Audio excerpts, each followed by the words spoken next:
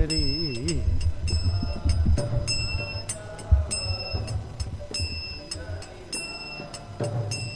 Jaya Radha Madhava Kunja Bihari.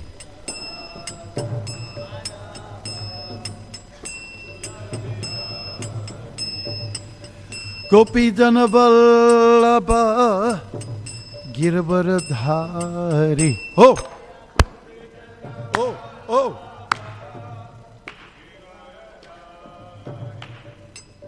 Gopi Jana Vallabha Girvaradhari.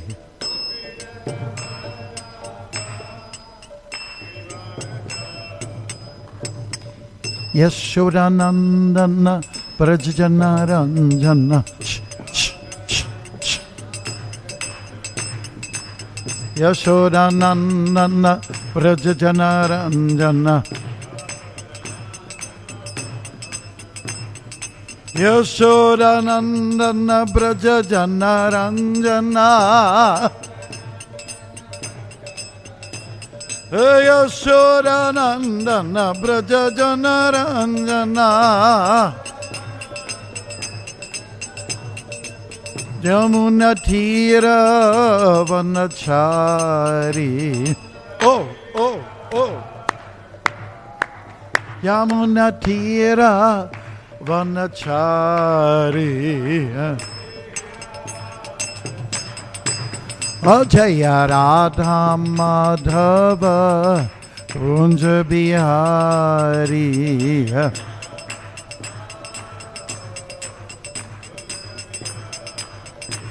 Jaya Radha Madhava Kunja Bihari.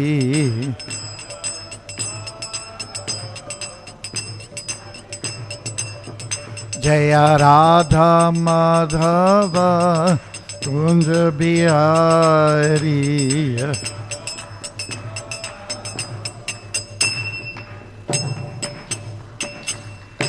Shri Radha Madhava Ki Jai. Om Namo Bhagavate Vasudevaya. Om Namo Bhagavate Vasudevaya. Om Namo Bhagavate Vasudevaya. Om Ajnanatamarandasya Gyananjana Shalakaya Chakshurun Militangina Tasmai Sri Gurave Namaha. I was born in the darkest ignorance. My spiritual master opened my eyes with a torch of knowledge. I offer my respectful obeisances unto him. Srila Prabhupada Ki. Today we're looking at Canto 4 of Srimad Bhagavatam, Chapter 9. Dhruva Maharaj returns home, and we're happy that he is coming home. Text 36. Maitreya Uvacha Na Vai Mukundasya Padaravindayo Rajo Jushas Tata Bhavadrisha Jana Vanchanti Tadhasyam Rite Rutam Atmano Radrichaya Labda Mana Samriddhayaha. Maitreya Uvacha Savai Mukundasya Padaravindayo Rajo Jushastata Bhavardrishajana Vachanti Tadasyam Rite Ratam Atmano Radrichaya Labda Mana Samridayaha. Navhai Mukundasya Padaravindayo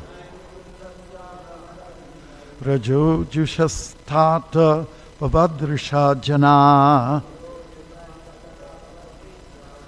Vanchanti Tadhasyam Rite Ritamatmano Yadrichaya labda mana samridayaha.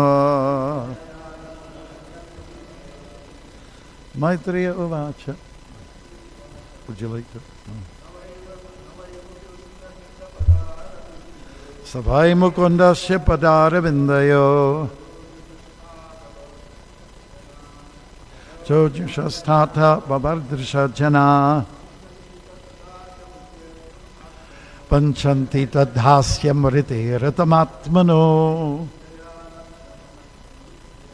Rajitya labda mana samriddaya. Maitreya uvacha. Everyone can take a line. That one way, everyone gets a chance. We'll start with you. Now we'll go boom, boom, boom, boom, boom, boom, boom, boom. Maitreya uvacha.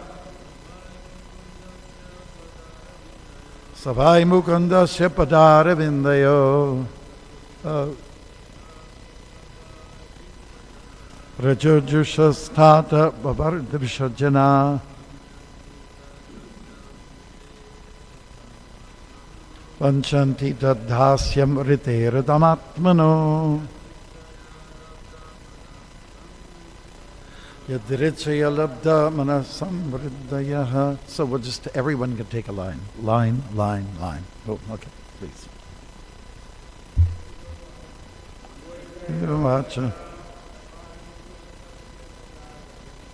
Savai mukundasya padara vindayo.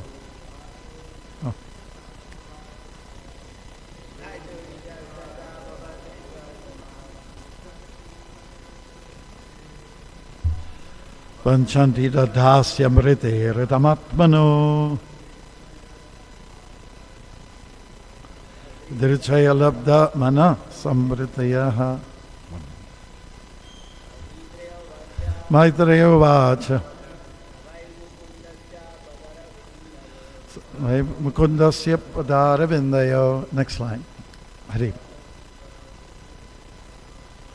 Jojushastata pradishabjana.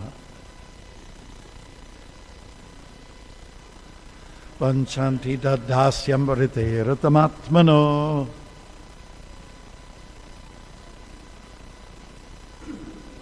Yadrichaya labda mana samridadayaha.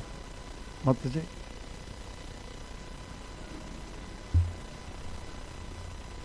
Navai mukundasya padara vindayo. Rajojushastata padrisham jana. Panchanti tadhasyam rite ratamatmano.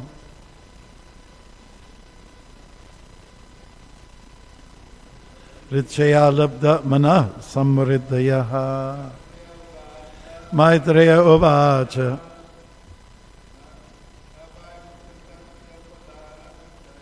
Avai mukundasya padara vindayo. Okay. Rajojushastata padrisham jana. Go ahead, Mataji. You haven't had a chance. Go ahead. Panchanti tadhasyam rite ratamatmano. Radrichaya labda mana samridayaha. Maitreya uvacha. The great sage Maitreya continued. Na, never. Vai, certainly. Mukundasya, of the Lord, who can give liberation. Pada aravindayoho, of the lotus feet. Raja Jushaha, persons who are eager to taste the dust. Tata, my dear Vidura. Bhavadrisha, like yourself. Jana, persons. Vanchanti, desire. Tat, his. Dasyam, servitorship. Arite, without. Aritam, interest. Atmanaha, for themselves. Radrichaya, automatically. Labdha, by what is achieved. Mana samriddhayaha, considering themselves very rich. Okay. Translation. The great sage Maitreya continued, my dear Vidura, persons like you who are pure devotees of the lotus feet of Mukunda, the Supreme Personality of Godhead, who can offer liberation and who are always attached to the honey of his lotus feet, are always satisfied and serving at the lotus feet of the Lord. In any condition of life, such persons remain satisfied, and thus they never ask the Lord for material prosperity. Should we repeat it? I guess. The great sage Maitreya continued, my dear Vidura, persons like you who are pure devotees of the lotus feet of Mukunda, the Supreme Personality of Godhead, who can offer liberation and who are always attached to the honey of his lotus feet, are always satisfied and serving at the lotus feet of the Lord. In any condition of life, such persons remain satisfied, and thus they never ask the Lord for material prosperity. Purport by His Divine Grace E.C. Bhaktivedanta Swami Prabhupada. Srila Prabhupada ki. I'm going to charade this out. In the Bhagavad Gita, the Lord says that He is the supreme enjoyer, the supreme proprietor of everything and anything within this creation, and the supreme friend of every one. When one knows these things perfectly, he is always satisfied. The pure devotee never hankers after any kind of material prosperity. The karmis, however, or jnanis or yogis, endeavor always for their own personal happiness. Karmis work day and night to improve their economic condition. Jnanis undergo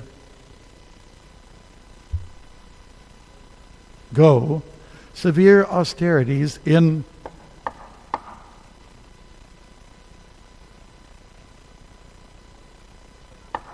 the court in order to get liberation. Thank you. And yogis also undergo severe austerities by practicing the yoga system for attainment of wonderful mystic powers. A devotee, however, is not interested in such activities. He does not want mystic powers or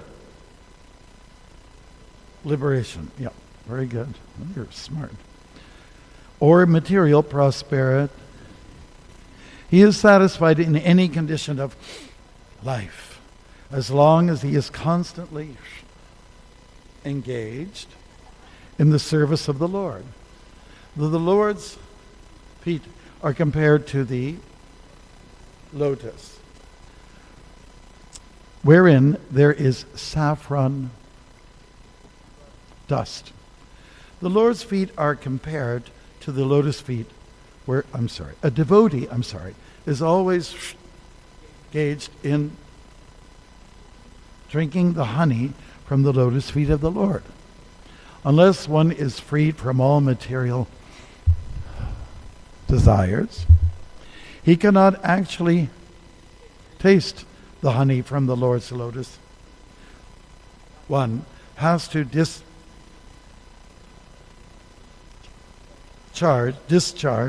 his devotional duties without being disturbed by the coming and going of material circumstances. This desirelessness for material prosperity is called nishkama.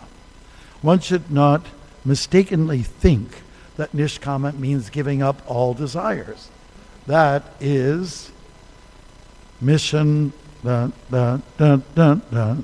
impossible. A living entity is externally existent, and he cannot give up desires. A living entity must have desires. That is the symptom of life. When there is a recommendation to become desireless, it is to be understood that this means that we should not desire anything for our sense gratification. For a devotee, this state of mind, nispiriha, is the right position. Actually, every of us already has an arrangement for our standard material comforts. I wish Comfort was here, then I could point to him. Okay, a devotee should always remain satisfied with the standard of comforts offered by the Lord, as stated in the Ishopanishad, Tena Tyaktena Bunjita. This saves time for executing consciousness. That's the end of the purport. Thank you for helping.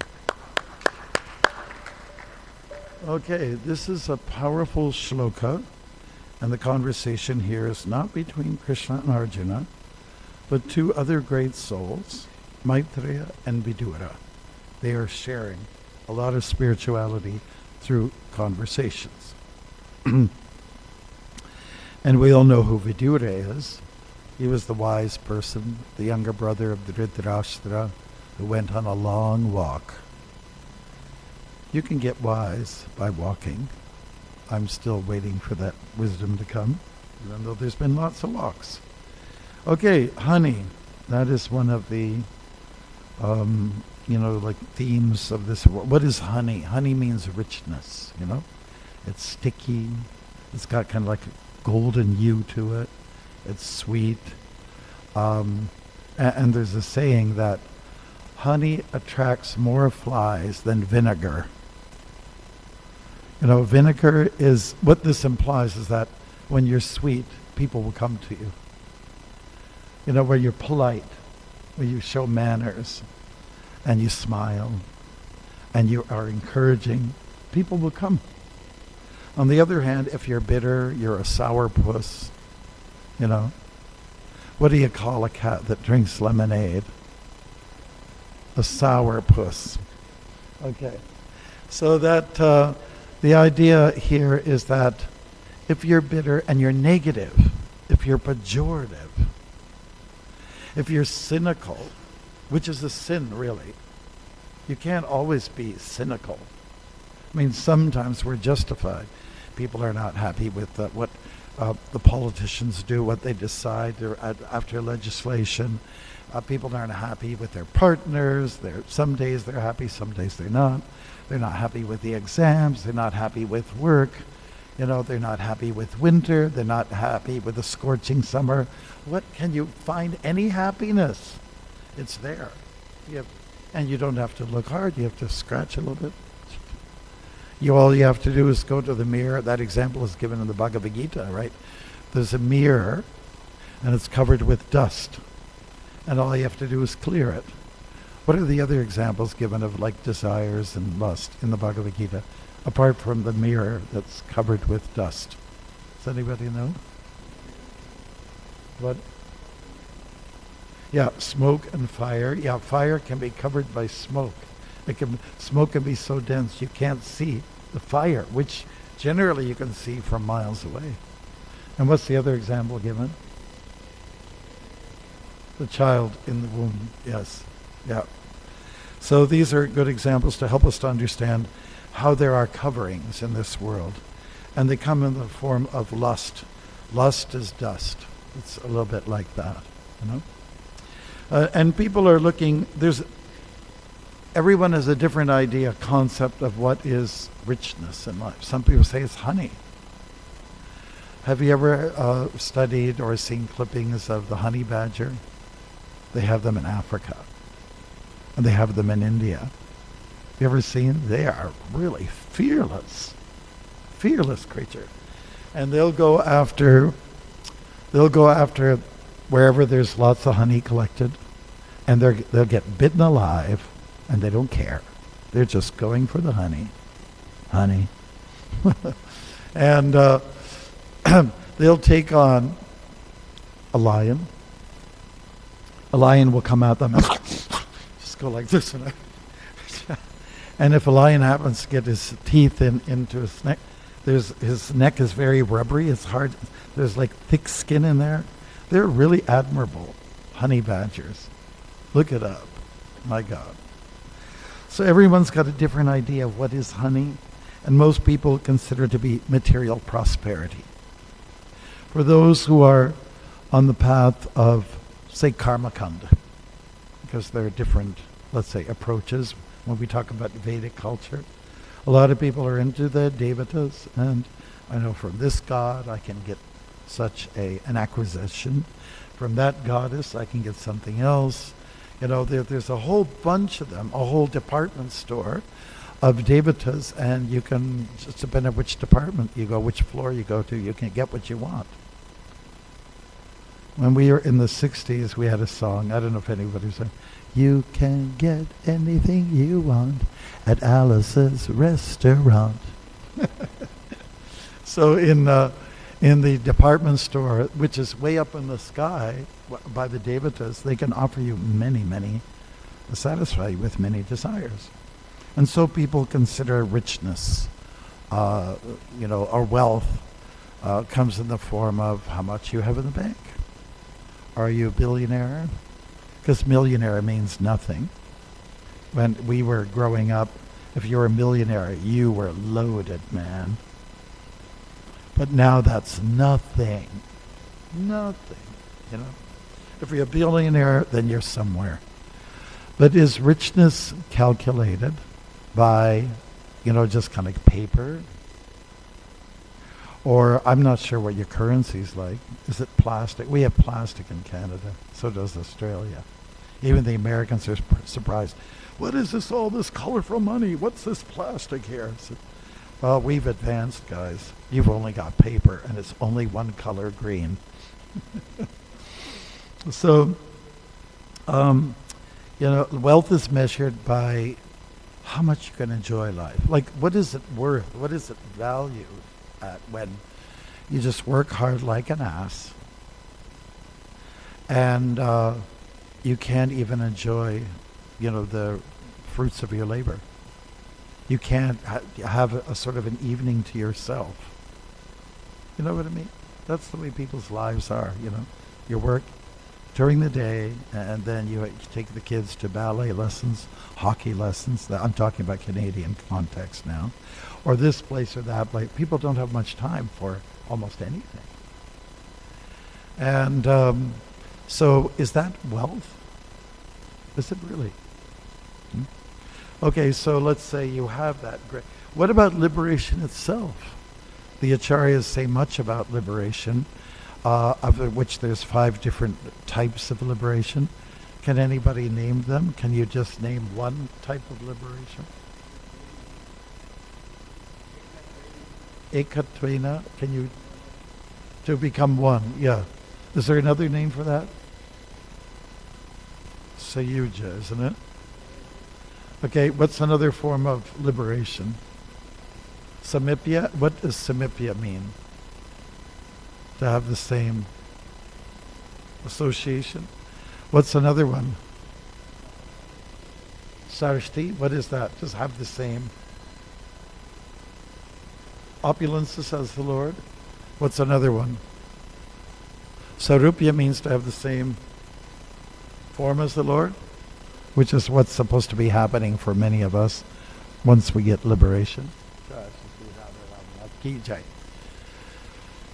And did we cover them all?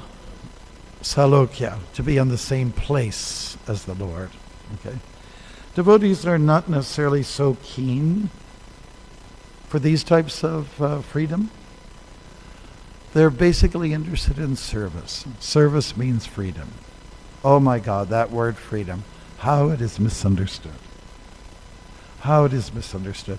So when you talk to some old-timers from India, yeah, the British were ruling us and life was okay, but we got free and many things were better during the time of the British. People are never satisfied. That's the point. Freedom. And people are, okay, say you're oppressed by some governmental situation. Certainly you have to learn some austerity that during those conditions, and that's not all that bad. What about during COVID? Was there anything good that came out of that? We were oppressed. What happened? You had to tighten your belt a little bit. You couldn't spend your money. You saved some money. What were some of the good things that came out of the COVID? Anybody? Any? Detachment. Okay, great. That's a very lofty point. Yeah, detachment. What else? Anything else? Yes. Yes, we made connections with the devotees we normally wouldn't. We started to use technology where you could just Zoom. Whoever heard of Zoom before? If somebody tried to explain it to you, it sounds like gloom to me, or a boom. But actually we used it to our advantage. What else? Some people could actually now work at home. You didn't have to get caught in traffic, an hour there, an hour back, and accidents and all this and that, and work in a slummy bummy like office, which is square usually, and then you sit at a square desk, and then you have a computer which is square, and it opens up to be another square, and you wear a square suit, and even the people you work for are kind of square. So, but now you can be at home with your loving kids. Of course, that hadn't worked out for everybody. Some people decide, I hate you, you're under my skin, we will divorce. So there's all those kind of things. Good and bad to everything. Isn't that the way it is? But generally, devotees try to see the good side of everything, right? Prabhupada was like that. He was upbeat and he was not beat up. There's only two ways to be in life. Upbeat or beat up. Make your decision. Which one are you? That's all. Are you beat up? You look in the mirror today, later on. Just, are you a beat up person? Are you negative? Are you cynical? Or are you optimistic? Do you look at the good side of things? So, attitude means a lot. Like the Krishna attitude is Krishna consciousness. But we have, and at least I've seen people who are so-called spiritual, and they're very negative, and they're always criticizing everything, and they're devotees, and they're a tilak, and they have a dhoti, or a sari, and whatever you want to say about cross-dressing, it doesn't matter. But people are there's very negative people out there, very negative, and it's basically a sin to be cynical. Prabhupada wasn't like that. And since we're all Prabhupada Nugas, that means we're followers of Prabhupada. Should we not capture his mood, his spirit, which was one of optimism? Didn't Prabhupada see the honey in everybody? Like yesterday, we were in the middle of practice. It was 12 o'clock, so I mentioned to Chaitanya, our sound guy, I think we're going to stop now. We did agree to have a stop. A bio break, we call it, so you can biologically deal with this and that, tank up or discharge. And so I need my Gayatri time. But as soon as I saw these four people sitting over there, and they seemed to be really nice, they were new, there was a newness to them, and they were, you could tell they weren't here to just gawk at things. Oh, they were real sincere seekers. And I asked, where are you from? We're from France. I said, well, that's great. And then we had a real nice chat. And they were really, shall I say, soaking up the honey as we were talking, They had real good, genuine questions. And in many ways, they made my day, apart from working with the actors here. They made my day. It was wonderful. There was a honey extract from there. So what about honey? Isn't honey something that's produced by busy bees? Aren't we supposed to produce something sweet? Aren't we supposed to be active? There are a lot of folks today, they suffer terribly from depression and mental disease and imbalances of many different sorts and kinds.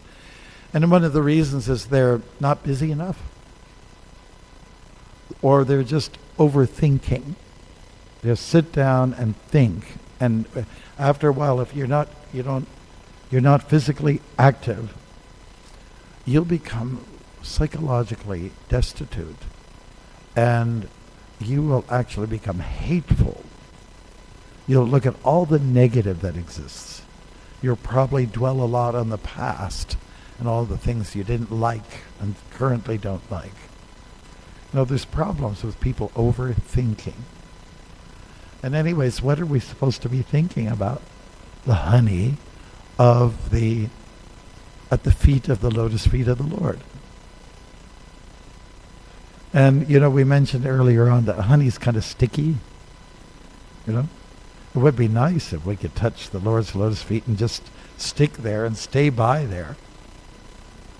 But, for many of us, bhakti is interrupted.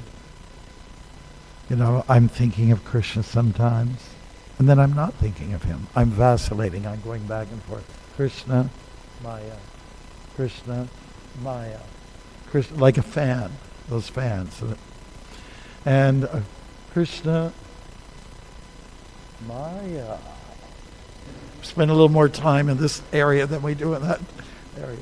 So that's why Prabhupada has given us sadhana. He's given us a morning program, which you can also implement in your home. It doesn't have to be just at the temple. Like some people argue about that. They'll say, well, I do my exercise, my spirituality out in the bush. Like a lot of people go for a forest bath. Have you ever heard that phrase before? You go for a forest bath and it really clears your consciousness. And some people feel, I love being in the city. The lights are always bright in the city. Fast cars, fast people. And, what I can choose whatever cafe I want to go through. Some people consider that absolute freedom, But there's the noise, there's the pollution, and of course there's those homeless elements, all those things. It's not really paradise. If you want to experience Rajagun, go to the city. You want to experience a little bit of Sattvagun, go to the forest. And if you want to experience Tamagun, you go to the brothel. You go to some lowly, like slum area. Spend some time there. But if you want transcendence, where do you go? The temple, or a place where devotees can be found. Yes, the temple can be outside too, where there's Harinam, wherever there's devotion going on, or wherever there's the potential for devotional practices. Yes, you'll find the honey everywhere. Honey here, honey there, honey everywhere. But the honey is going to come from two main sources. That is from Krishna and also from his devotees. Because what's nice about devotees is that we understand our philosophy says that to get to God, you have to go through his devotees. You can't do it directly. Sorry, Charlie. Sorry, you can't go directly. It's not our program. You have to go through a devotee, or to put it more accurately, plural devotees. Everyone knows the Vedic aphorism, the famous one from Africa. It takes a village to raise the child. Okay, so it takes a community to get people, let's say, to get people solid in their life. And recently I was mentioning to some of the devotees, it was just last weekend, and we brought 2 yoga teachers. We interested them into visiting some of our communities, and that was in Canada. One was Niagara Falls, another one was in Hamilton, Ontario. And it's not the first time, but they really like the sense of community. Because if you're a yoga teacher, you're not guaranteed to have a community, because it's oftentimes run like a business, right? But the real business should be, how can I get connected to people? We are social animals. People are social animals. How long can you do a kirtan by yourself? Like, for instance. But how long can you run a kirtan with other people? Maybe you're getting tired physically and just walk out and there's a barrage of devotees coming in. Okay, let's have kirtan. Oh, all right. Just keep going until you drop dead. So it's the association with each other that really makes the difference in our spiritual life. For Vidura, it was Maitreya. For Maitreya, it was Vidura. They were sort of, fueling each other, milking each other, so to speak. And that's another honey, milk. It's not contaminated. Lots of honey out there. There's lots of good things out there. And a real, let's say, genuine devotee is one who can, is a sadhu, we say. Somebody who cut through the madness, cut through the materialism, cut through the crap, so to speak, and see the spirit behind it all. A sadhu is one who can cut through. A hangsa, a swan, is one who can actually separate from a milk and water solution the essence, the butter fat. Has anybody ever milked a cow? I did. I was raised on a farm. 1, 2, you're a farmer. Wow, you too. Okay. So you milked a cow, and what happens takes about 20 minutes, right? 20 minutes. And then what happens is that in the bucket, the butter fat comes at the top. You skim it off, and that's where the essence is. And the heavier stuff, the water, is at the bottom. So the swan's supposed to be a natural separator. By the way, I was wondering, I know you have koi fish here. Have you ever thought about putting swans in the moat outside? Anyways, another matter. That might attract some people more. Okay, so anyways, you can be a crow or you can be a swan.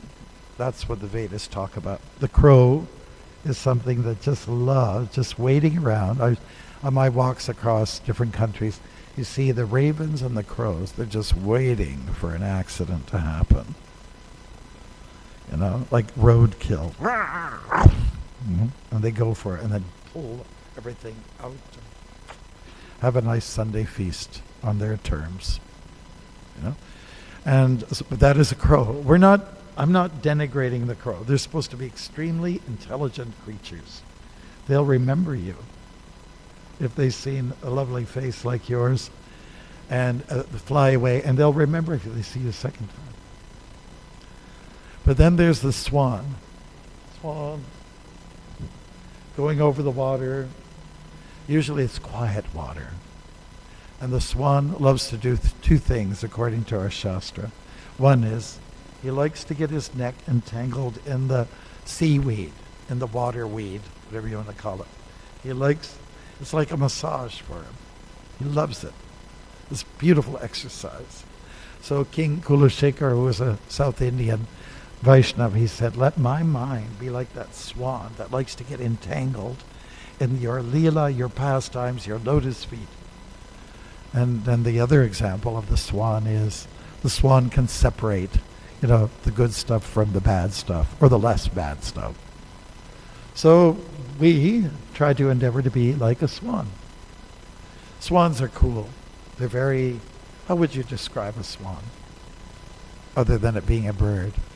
What's an adjective? Yes, graceful, that's what I was looking for.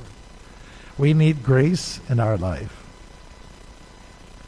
We need grace in our life. I will never forget, we have one of our devotees, he was one of our leading actors, and one of our girls, Gaurangi, she's from another part of South Africa, right? She says, oh, that Prabhu, she's talking about one of the boys, the leading man, she said, he walks, he's the only person I know who walks gracefully, but is still masculine. So grace is for everybody. Grace is for everybody. And grace is mercy. It's if you can look it up, if you got your phones there, look it up. What is grace?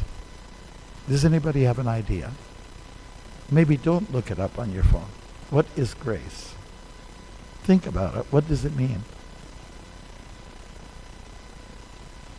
or to be full of grace? How would you define grace? Give me a component, a little part of it. What is grace? What is mercy? In Sanskrit, it's called prasad. What is it really? Yes. To receive. To receive. Yes. I think that's very good definition. Yes. So you're receiving something. There's some benefit that you're receiving, and you didn't really earn it. You were not worthy of it. So there's a lot of honey in that.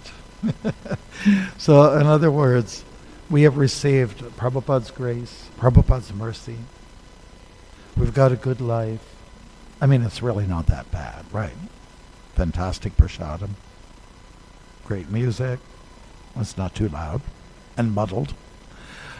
Great company, great association. Beautiful images to look at. What else? I mean, we're just getting, somehow or other, we're recipients of all this wonderful stuff. And when we look back at our background, did I really earn this? Did I really earn it?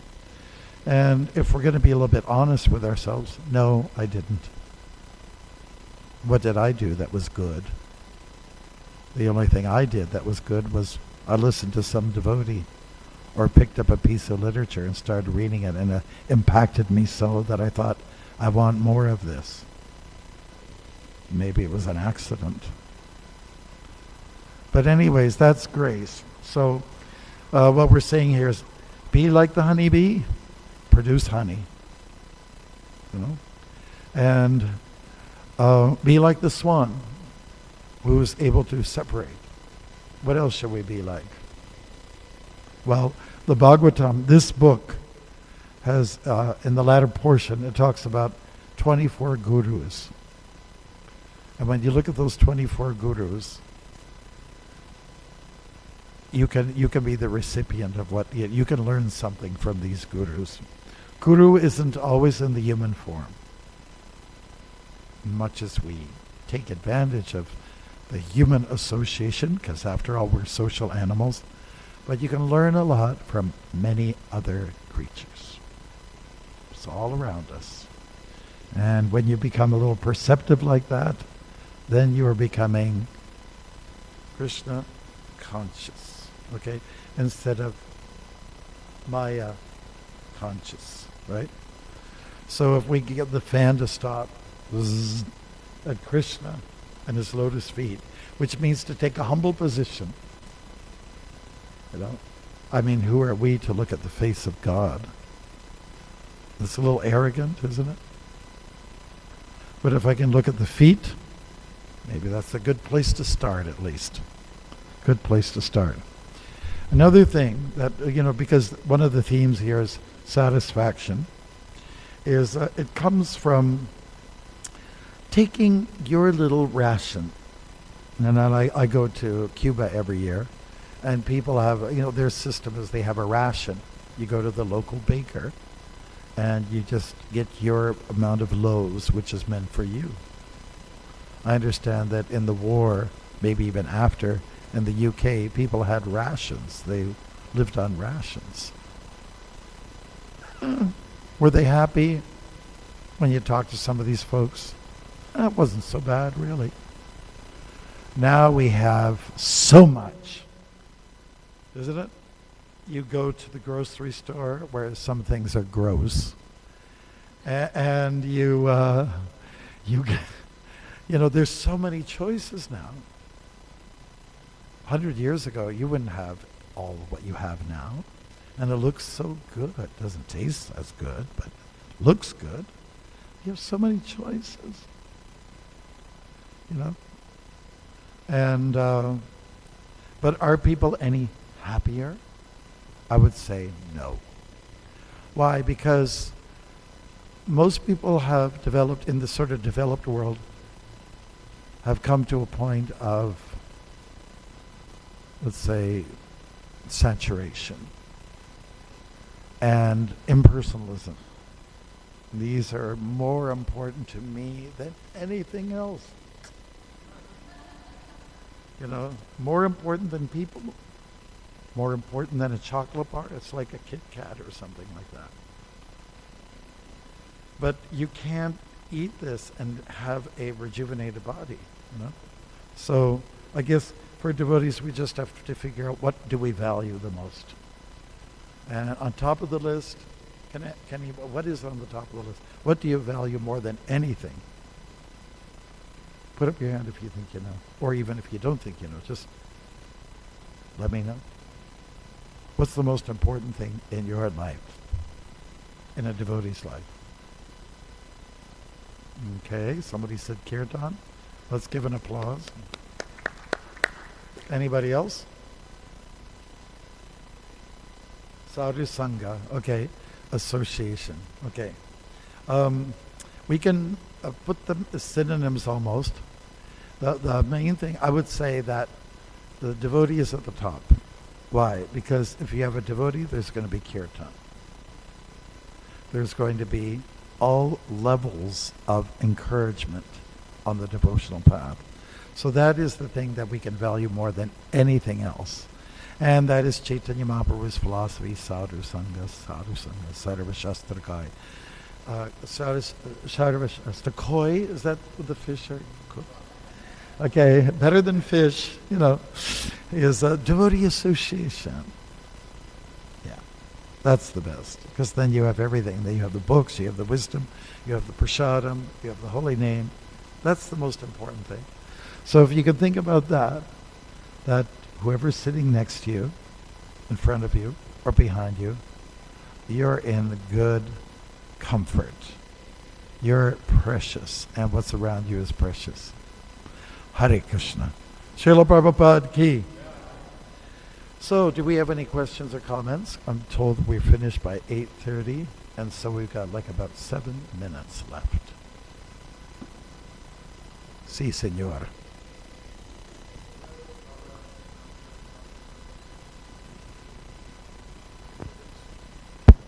Lava matra is like a fraction of a second.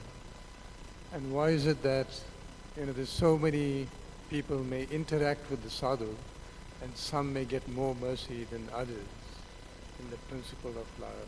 Why do some get more mercy than others? Why is it that some absorb more of the mercy than others? Well, I would say, I think there's different ways to answer that. In the Gita, Krishna says, Yesham Twandakatam Papam Jananam Punya Karmanam.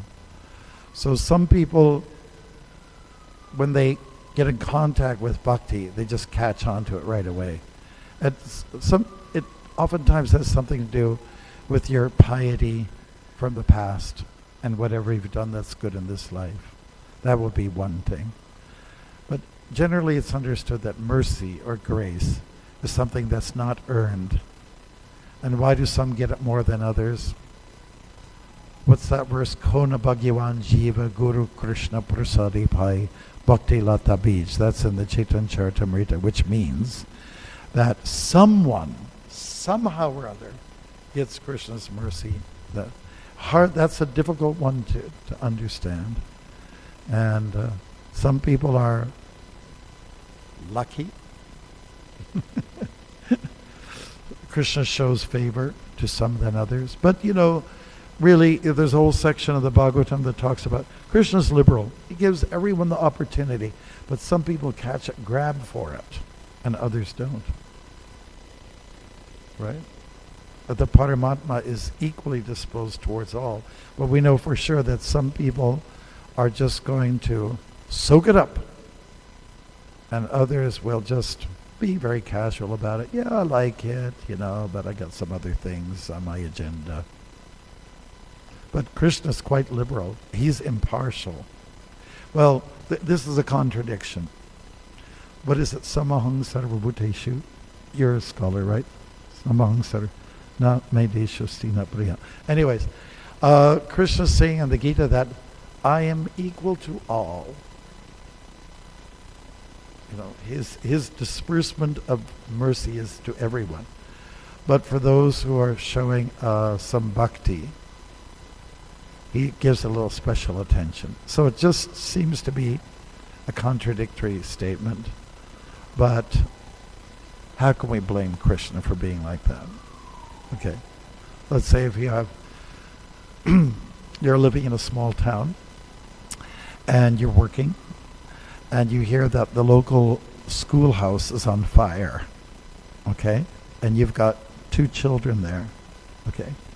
And of course, because you're a parent, you think all children are precious.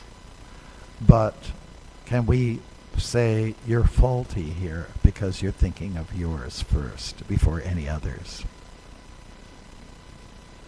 So that's the way it is with Krishna. He just loves people who chant his name, those who recall him, remember him. That's the way I would answer it. Would you? You must have an answer. All right. Something else? Yes. Let's take the mic around. Hare Krishna. There was just a little confusion when you were saying mercy, that mercy is something that you get, and then you may not be deserving it. So then, I was thinking about Bhagavad Gita, where the question came from Arjuna, said, what happens to a yogi that that doesn't fulfill his quest in this life? And then Krishna said, well, in his next life, there will be an arrangement that he can continue from where he left off. And hence, for me, I always find, but surely there could have been a little bit of endeavor by the spirit soul to actually deserve even just a piece of mercy. And then, so for me, sometimes it sounds a little bit contradictory that maybe not everybody else is under the umbrella of mercy. There could have been an endeavor by other people. But also wanted to add on that question that I think Krishna does say in the Bhagavad Gita chapter 4 that according to the level of surrender, I reciprocate. According to the level of surrender. Oh, yes. Okay. Yes. Well, mercy can... The way I would answer that is that mercy comes in different shapes and forms. There is a certain amount of mercy that comes from your endeavor. I guess the Christians used to talk about good works. Punya. We say punya in our culture, right? So you get mercy or blessings from that. But there's additional mercy that comes from something that you didn't earn. You're just lucky. You were there at the right time, at the right place, under the right circumstances. Krishna came. Like, what about those people that first met Prabhupada? They were there at the right time, 1965 September or October, and they just were there. How it works out karmically, it's hard to say. But one thing is that one of my favorite lines from the Bhagavad Gita is, the intricacies of karma are difficult to understand. When things are intricate, when they're complex, it's a little hard to understand the ways of reward and punishment. But what we know for sure is don't bet that I'll just stand here and mercy is going to fall on me. Like a pot of honey is going to come my way. You have to make the endeavor to receive the kind of mercy which comes from the effort. So one thing that helps, it was that one of the founding fathers of America, what's his name? Benjamin Franklin. He said something about if there's no honey in your pot, make sure it's by your mouth. So that means say sweet things, encourage people, and of course, speaking sweetly to Krishna means everything sweetly to the devotees. And what about those who are not devotees? What the karmis, those blood-sucking, meat-eating, lowly, scum of the earth. No, we don't have those attitudes. We shouldn't be judgmental, because in the word judgmental, there's mental, and we should not be mental, But we see the potential. Everyone can be devotional. It's just a matter of us putting the honey out there throwing the money. Honey. The real honey is not in the money. It's in the sweet words. And you know, what do you really need to be happy? Don't need much. Anyways, side issues. Anybody else? I saw a couple of their hands go up. Maybe there. Okay. Well, sure, whatever. Senior, whatever. Hare Krishna. Thank Maharaj for that wonderful presentation. Coming back to Raghava Pandit's about why some people get more mercy than others. I would say it's a question of lobha, having the greed. And some have more, like some appetite. Are more eager. Yeah, more eager. Some are more eager. Greed. Some are more eager, you mean? Yeah. Enthusiastic. Okay, so there's the answer. Maybe some people are more enthusiastic. So that's what we're supposed to be. Enthusiastic. Greed, yeah. Be greedy for the love. Greedy for the honey.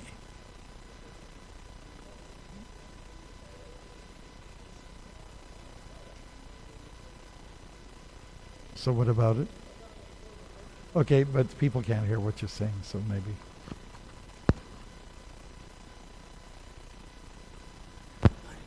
I'm just saying that someone may then pose the question, when Ramanujacharya gave Mahaprasadam to the fish, and they were liberated. And then the students asked, what's the difference between them and the fish? If it's all about just ego, I guess it's intricate again. If you're giving that example, it has something to do with devotees' generosity. Where devotee throws the mercy, whatever direction it goes, whoever catches that, they are very blessed. Good. I'm just going to stick to the time. So Maharaj, you were talking about how we should be thinking about the honey of the lotus feet of the Lord. And, you know, I have obviously that desire to be, you know, engaged in my mind in thinking about the lotus feet of the Lord. But, you know, due to material contamination, blah, blah, blah, you know, it just naturally goes to Maya, you know. Yes. So it's like, but the desire is there to obviously be more, you know, Krishna conscious. So does Krishna see that desire and we just have to like eagerly await his mercy for us to naturally just think of him? Let him know what you want. And therefore we chant Hare Krishna, you know, I want you. Let him know what you want. I mean, of course we have, you know, attachments, lingering, you know, tastes from the past, and we tend to sort of, like say, gravitate to those things, but we don't want it.